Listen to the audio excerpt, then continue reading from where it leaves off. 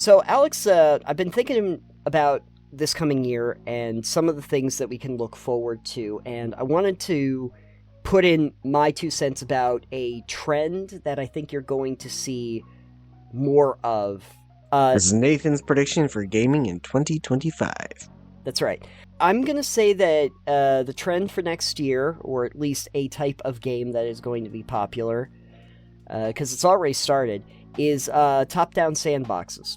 So, like old school Grand Theft Auto. There's been some examples already. One of the ones that I've been playing recently was American Fugitive. I don't know if you've ever played that one. Never seen but it. that it's similar in tone to like the original GTA games. It's top-down view, where you're literally a fugitive, and you can steal cars, and you can pick up weapons, and you can go to a variety of different people that give you quests, and find lost stashes and do stuff around the sandboxes. It's very reminiscent of those old school Grand Theft Auto games. And then one that is an upcoming game I played the demo for called The Precinct.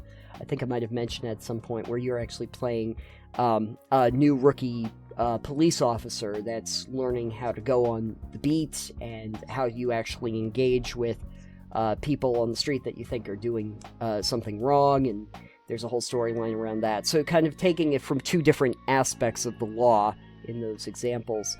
But that kind of style, I think, is due for a major comeback, and one of the reasons why is that 30-year cycle that we usually talk about, like that 25, 30-year cycle.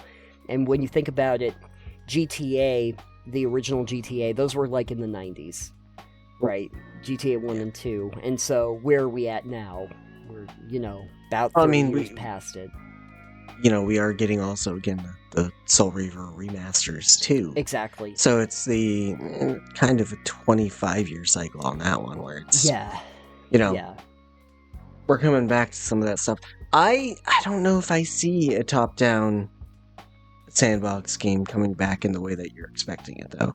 Like, okay. If I had to make a prediction for 2025's gaming, bullet heavens are still really a big thing. Currently, There's still tons and tons of those. Those are probably the closest thing, I'd think, to a top-down game that you're playing. I would say retro-inspired pixel art games. Retro-inspired. Oh, well, pixel, okay. Here's something that, I can imagine is, the retro kind of, action-adventure sort of games. Because you mentioned Soul Reaver, and that's kind of in that vein, but... Well, and then you also had, Crow Country that came out earlier this year. Oh, okay. And that was reminiscent of the old, Silent Hills. Fixed camera angles, pixel-ish graphics, PS1 era. So, really, PS1, PS2 era, is what we're going with for what's nostalgic right now. Yeah.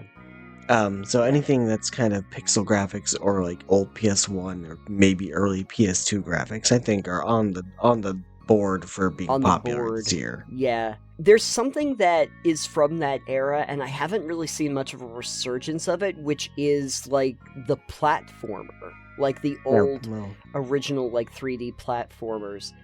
Not a ton of them outside of, the occasional Mario game, or... No, you had Pseudo-Regalia. Yeah, we had Pseudo-Regalia. I consider that more of a Metroidvania, although it does look and feel a lot like the old school Metroidvanias, too. I guess I'm not a very big platformer. Thing that I think most platformers bring to the table is just collectathon type deal. Oh, okay. Where there's not usually a lot of other intricate mechanics into them a lot of the time. Platformer these days is really weird because I think people want more out of their games than simply jumping puzzles. The remasters that we had more recently for Spyro and Crash Bandicoot, and those were probably the closest thing we had to resurgence, but that was just those were just taking what was there as a property and bringing it back into the fore. And I think what was interesting is that when Crash Bandicoot came back, people were like, oh, these games are harder than we remember. And it's it might have even been that the hitboxes got adjusted so that you got to be more precise with your jumping. Maybe. as a puzzle. I don't mind platformers. I think that they're usually, fun. They have some neat little mechanics to them. And depending on how they do level design, I think is the big deal. But I haven't seen a huge resurgence of it right now. Maybe in the future. But probably, like you were saying, in retro fashion, if they get back to the pixelated design, or the early polygonal look that we had from the PS1. That would be something I could see making a comeback. I don't know why, but it was just that I saw a handful of those, top-down sandboxes that reminded me a lot, and definitely took great inspiration from Grand Theft Auto, the original ones, and I was like, oh, I have not seen that for, in previous times. So I thought that it might be something that is due for a comeback. But I guess we're gonna see if there's any more examples. I at least know that The Precinct is coming out in 2025, so there's at least gonna be one. We'll see if it's popular. There is a demo, I think, for The Precinct that you can still play if you're interested at all. But it would be interesting to see if any of them do something in the coming year.